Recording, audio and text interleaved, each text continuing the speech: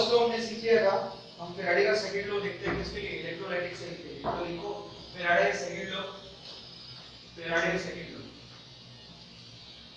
Faraday second law.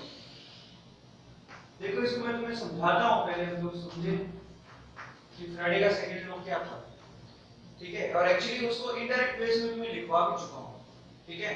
कैसे, मैंने तुम्हें एक चीज लिखवाई थी और बाद में तुम्हें इससे कंपैरिजन भी करूंगा। मैंने कहा था अगर करंट और टाइम कांस्टेंट होगा तो आपके मोल्स का ratio at cathode, mole ratio at cathode divide by anode, the ratio of mole of cathode to anode, ये रेशियो किसके बराबर होगा, the n factor of cathode product, वो इसके क्या आएगा नीचे, और यहां पर एन फैक्टर किसके आएगा, एनोड प्रोडक्ट।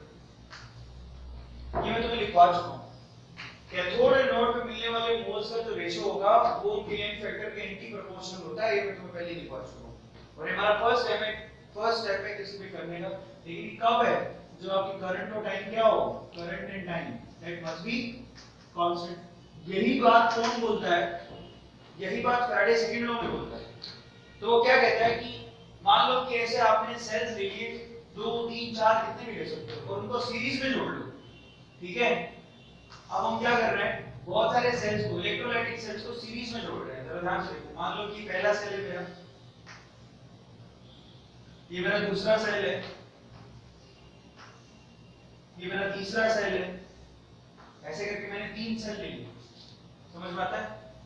और ये देखो, ये उस सेल का इलेक्ट्रोड, ये पहला इलेक्ट्रोड इसका, ये पहला इलेक्ट्रोड इसका, दिखाई देगा। इसका दूसरा इलेक्ट्रोड नया बना, इसका दूसरा इलेक्ट्रोड ये रहा, इस सेल का दूसरा इलेक्ट्रोड ये रहा, और इस सेल का दूसरा इलेक्ट्रोड ये रहा।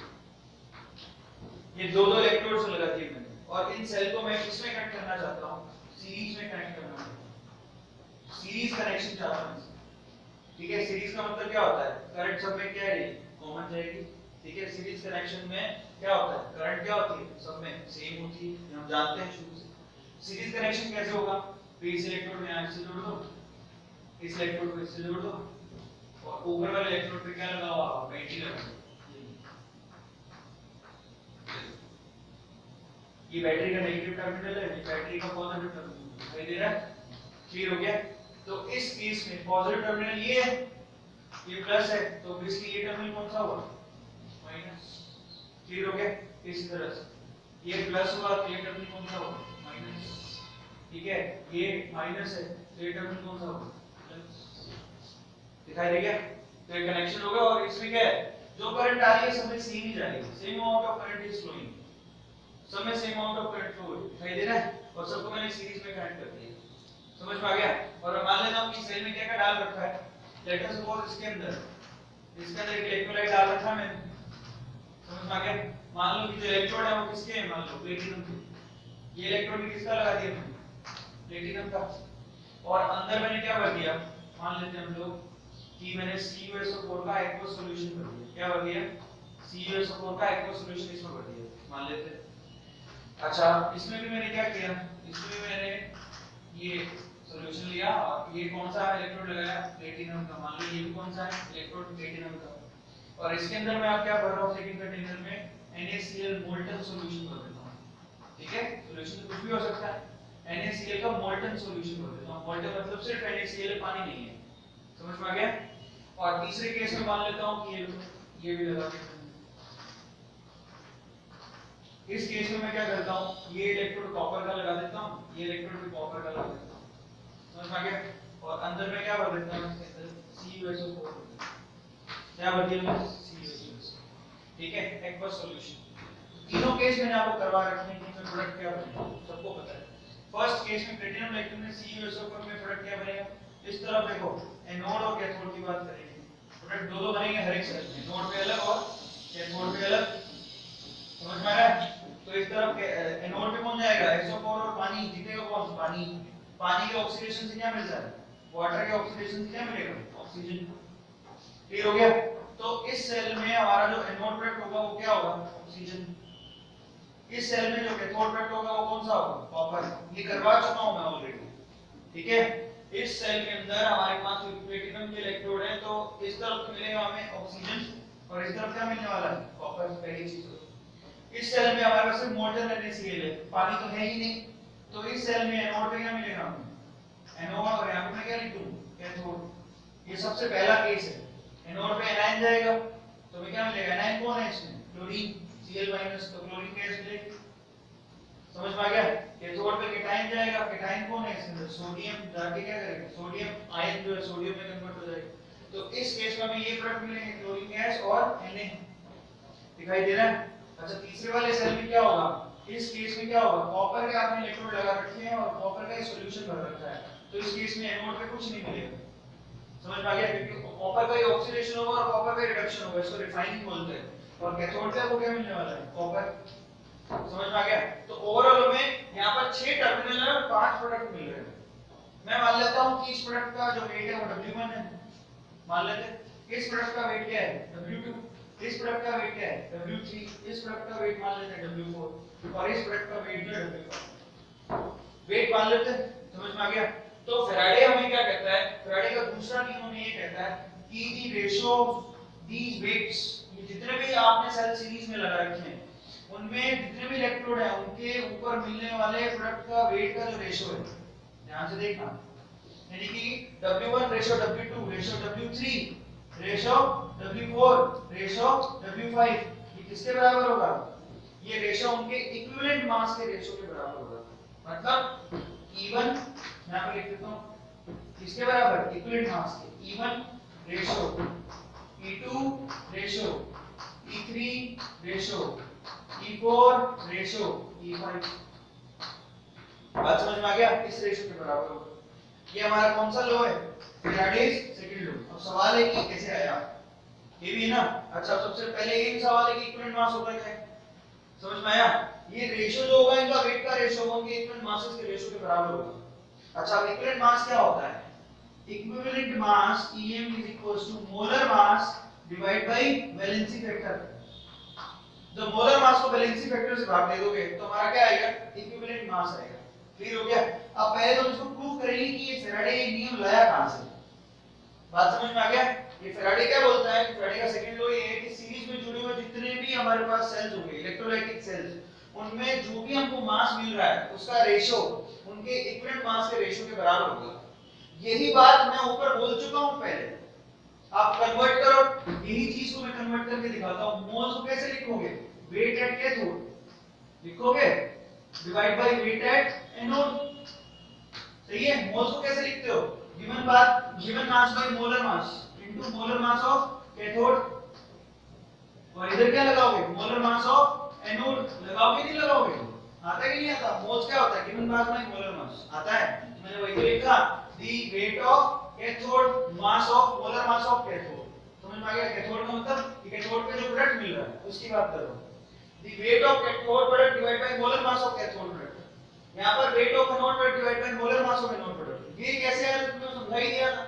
ये किसके बराबर होगा, ये n फैक्टर या फिर वैलेंसी फैक्टर, तो valency factor of anode product divide by नीचे का लिखा हुआ है valency factor of cathode product. आया ना, बोलो आता है समझ में। अब मैं ये जो मोलर मास है वो उधर ले जाता हूं, तो weight of cathode product divide by weight of anode product, ये किसके बराबर होगा, इस कैथोड के मास को उधर ले गए तो molar mass of cathode product, ये नीचे जाएगा ऊपर आएगा ना उस तरफ जाके, डिवाइड बाय ये क्या कर रहा हूं, valency factor of cathode product. बोलो, ये नीचे लिखा था उसको नीचे लिख दिया, समझ में आया। इनटू क्या करूंगा, ये देखो इसको नीचे लाऊंगा, मैं यहां लिख देता हूं molar mass of anode product, ये ऊपर था तो नीचे आएगा और वो ऑलरेडी ऊपर था, यहां पे क्या है वैलेंसी फैक्टर ऑफ एनोड। आया ना। अब तुम बताओ कि क्या है, the molar mass of cathode divide bye valency factor of cathode. देखो मोलर मास और वैलेंसी फैक्टर क्या बोलते हैं, इक्विवेलेंट मास। वही लिखा मैंने, मतलब weight of cathode divide by weight of anode, ये किसके बराबर होगा, रेशियो इसके equivalent mass, equivalent mass of cathode. समझ में आया। इसका मतलब क्या होता है, इक्विवेलेंट मास ही होता है, molar mass divide by valency factor क्या होता है, इक्विवेलेंट मास। समझ में आ गया। उस तरफ क्या लिखा हुआ है, molar mass divide by valency factor, तो क्या होगा, इक्विवेलेंट मास। तो ये देखो यहां पर क्या लिखा है, इक्विवेलेंट मास ऑफ तो यही तो मैंने लिखा उस तरफ भी और इस तरफ भी, बस यहाँ पर एक सेल के लिए लिखा था, यहाँ बहुत सारे सेल्स के लिए लिख दिया हमने। ये तो लिखा है कि इनका वो वेट का जो रेशो होगा, तो दो का ले लो, the weight ratio of W1 upon W2 ये किसके बराबर होगा, E1 upon E2 के, यही लिखा मैंने, देखो जरा ध्यान से, और देखो बात समझ में आया, इनके वेट का रेशो इनके इक्विवेलेंट मास के रेशो के बराबर होगा, यही बात मैं बार बार बोल रहा हूँ। और इक्विवेलेंट मास कैसे निकालते हैं, molar mass divide by valency factor, मतलब ये चीज मैं पहले लिखा जब हम उसको उसमें दूसरा नियम बना दिया, बात समझ में आया। अब इसको हम प्रूव करते हैं कि कैसे आया, ठीक है, लेकिन ये क्या होता है उससे पहले डायग्राम बना के आप देख लो, तो लिखो इसको, तो आप लिखते जाओ, मैं फिर से इसको बता देता हूँ। फैराडे का दूसरा नियम क्या कहता है कि अगर हम लोग बहुत सारे सेल्स को सीरीज में जोड़ दें तो उनके इलेक्ट्रोड्स में मिलने वाला जो प्रोडक्ट का वेट है वो उनका रेशो उनके इक्विवेलेंट मास के रेशो के बराबर होगा। ये सिंपल सी डेफिनेशन है और ये हम लोग भी प्रूफ करेंगे किसके थ्रू प्रूफ करेंगे, फैराडे के फर्स्ट लॉ से ही इसको प्रूफ करेंगे कि कैसे आया, ठीक है। तो उससे पहले बना लो फटाफट, हम फैराडे के सेकंड लॉ को लिखते हैं और उसको प्रूफ करते हैं। तो सबसे पहले डेफिनेशन लिखो फैराडे का सेकंड लॉ, लिखो according to Faraday second law, according to Faraday's second law, Faraday's second law, if two or more than two cells, two or more than two electrolytic cells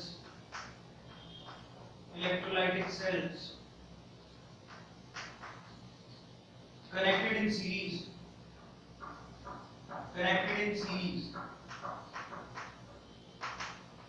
then the ratio of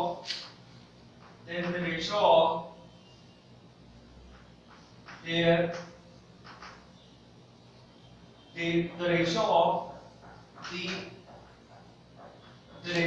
the weight of their respective products,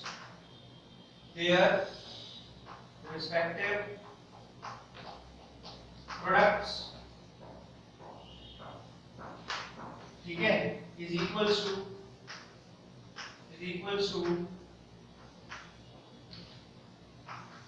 the ratio of equivalent mass of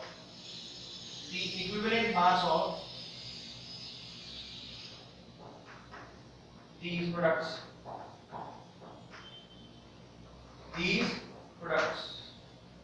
जरा हम लोग समझे इसका मतलब क्या है, तो मैं तुम्हें एग्जांपल के साथ फिर से प्रूव करके दिखा देता हूँ। जैसे मान लो कि हमने दो सेल्स लिए, देखो ये पहला सेल है और ये दूसरा सेल है, दो सेल लिए इलेक्ट्रोलाइटिक सेल। पहले सेल में हमने क्या किया कि हमने एक इलेक्ट्रोड लगा दिया यहाँ, ठीक है, दूसरे सेल में भी एक इलेक्ट्रोड लगा दिया और यहाँ पे हमने अलग अलग कलर से दिखा देता हूँ, ये हमारा दूसरा इलेक्ट्रोड है और इस तरफ हमारा भी दूसरा इलेक्ट्रोड। अब इसको हमको किसमें करना है, सीरीज में कनेक्ट करना है, लेकिन उससे पहले बता देता हूँ कि इसमें भरा क्या है। मान लो कि ये इलेक्ट्रोड जो है दोनों, ये इलेक्ट्रोड और ये इलेक्ट्रोड दोनों कॉपर के, इसके कॉपर के मान लें, और इसमें जो सॉल्यूशन भरा गया है, ठीक है, वो भी किसका मान लेते हैं हम लोग, CuSO4, कॉपर सल्फेट का सॉल्यूशन मान लो। कॉपर इलेक्ट्रोड लगा दिया, कॉपर सल्फेट का सॉल्यूशन लगा दिया। इसी तरह से यहाँ क्या है, सिल्वर के इलेक्ट्रोड लगा दो और यहाँ पर सिल्वर नाइट्रेट का क्या भर दो, सिल्वर का सॉल्यूशन, मतलब AgNO3 का सॉल्यूशन भर दो। समझ में आ गया? तो पता है कि जब सॉल्यूशन भी सेम हो, इलेक्ट्रोड भी सेम हो, दोनों एक्टिव हो, तो उसमें उसी मेटल का ऑक्सीडेशन होता है, उसी मेटल का रिडक्शन होता है। तो इनको पहले सीरीज में जोड़ते हैं हम लोग। सीरीज कनेक्शन कैसे होगा, इसको इससे जोड़ दो और इस वाले को बैटरी के साथ ऐसे जोड़ दो। बोलो, ये माइनस है, ये प्लस है, समझ में आता है? इसका मतलब है हमारे लिए कौन सा वाला टर्मिनल हो गया, पॉजिटिव। ये वाला कौन सा टर्मिनल है, नेगेटिव, ये तो नेगेटिव से कनेक्ट है। ये पॉजिटिव है तो ये वाला कौन सा है, सेल का नेगेटिव।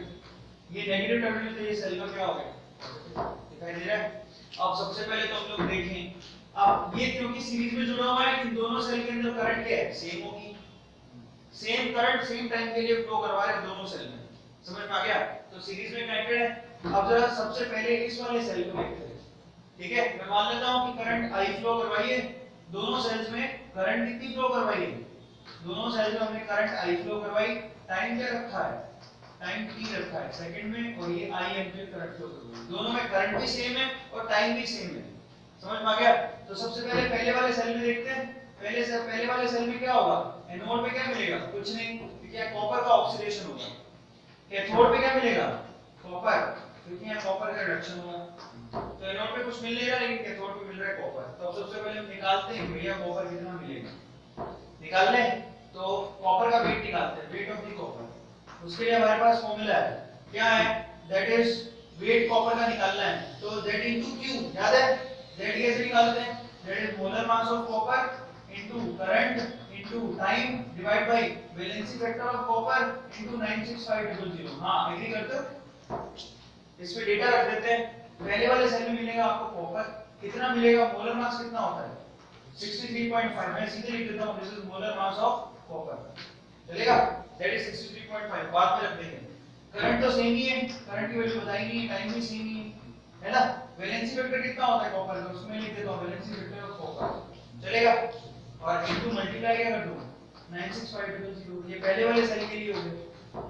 बात समझ में आ गया?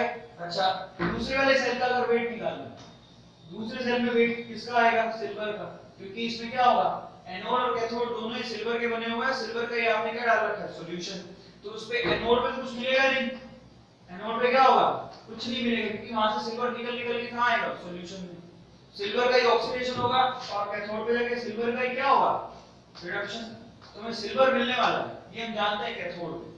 समझ में आ गया? तो वेट ऑफ Ag निकालना, क्या करेंगे इसके लिए, molar mass of Ag into क्या करेंगे, करंट इनटू क्या करेंगे, टाइम, ये फॉर्मूला लगाएंगे ना, यहां वैलेंसी वेक्टर किसका आएगा, Ag का, इनटू क्या करेंगे 96500। आता समझ में?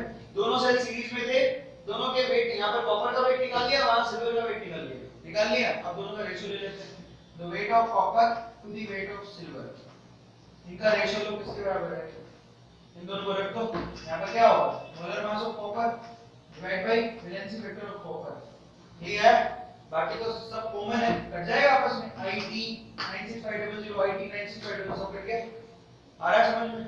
और नीचे की तरफ क्या आएगा, वो रखेंगे, यहां पर क्या आएगा, मोलर मास ऑफ Ag, और इसका वैलेंसी वेक्टर ऊपर चला जाएगा, क्योंकि वेट Ag का उसको यहां रखा था डिनोमिनेटर में, और यहां पर वैलेंसी वेक्टर ऑफ Ag आया कि नहीं आया, बाकी सब तो कट गए। अब बताओ, molar mass of copper divide by valency vector of copper, ये क्या होता है, इक्विवेलेंट मास ऑफ कॉपर, तो ये किसके बराबर आया, दैट इज, इसको बोलते हैं इक्विवेलेंट मास ऑफ कॉपर, ठीक है, इसको क्या बोलते हैं, equivalent mass of silver. Again molar mass of silver divide by valency vector of silver, तो क्या लिखेंगे, इक्विवेलेंट मास ऑफ सिल्वर। बात समझ में आया? तो दोनों सेल में जो प्रोडक्ट मिल रहा है वो देखो, अगेन किसके बराबर है, W1/W2, उनके इक्विवेलेंट मास के रेशियो के बराबर है, E1/E2। समझ में आया? That is weight of copper two the weight of silver, पहले सेल का प्रोडक्ट और दूसरे सेल का प्रोडक्ट का वेट उनके इक्विवेलेंट मास के क्या है, रेशियो के बराबर है। अब सवाल है कि कॉपर का इक्विवेलेंट मास कितना होता है, equivalent mass of copper that is molar mass of copper divide by valency factor of copper, molar mass कितना होता है 63.5, वैलेंसी वेक्टर कितना होता है 2, ये किसका आ गया, इक्विवेलेंट मास कॉपर। समझ में आया? Molar mass divide by valency vector को इक्विवेलेंट मास बोलते हैं, मोलर मास कितना हुआ 63.5, इक्विवेलेंट मास, और वैलेंसी वेक्टर कितना हुआ 2, डिवाइड कर दिया तो इक्विवेलेंट मास है कॉपर का। इस तरह से इक्विवेलेंट मास ऑफ सिल्वर क्या होगा, that is molar mass of silver divide by valency vector of silver. Silver का मोलर मास कितना होता है 108, वैलेंसी वेक्टर कितना होता है सिल्वर का 1। समझ में आ गया? क्लियर हो गया? वैलेंसी कितनी होती है सिल्वर की 1। कभी भी सिल्वर किसी के साथ जाता है तो क्या बनाता है Ag प्लस, तो जितना चार्ज है उसकी वैलेंसी हुई ना, एक वैलेंसी 1, सिल्वर का वैलेंसी वेक्टर कितना होता है 1। तो यहां से फिर से मैंने प्रूफ किया कि जो भी वेट का रेशियो होगा वो किसके बराबर होगा, इक्विवेलेंट मास के रेशियो के बराबर होगा। समझ में आता है? इसको हम लोग क्या बोलते हैं, फैराडे का सेकंड लॉ। क्लियर है? तो उसको बना लो बराबर से।